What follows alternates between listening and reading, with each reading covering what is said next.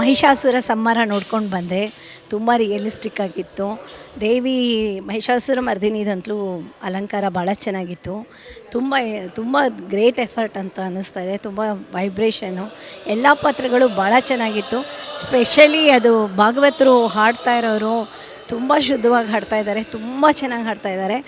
ಅದು ಮ್ಯೂಸಿಷಿಯನ್ಸು ಅಷ್ಟೇ ತುಂಬ ಅಂದರೆ ತುಂಬ ಮೆಲೋಡಿಯಸ್ ಆಗಿ ನಂಗೆ ಅನಿಸುತ್ತೆ. ಅದು ತುಂಬ highly qualified musicians and qualified acting people. And I think this is the best Yakshagana, because I have not seen Yakshagana, but whatever the quality I observed, and it is like that. No, it is one of the best Yakshagana Mandali. I feel like that, no, because everything was perfect.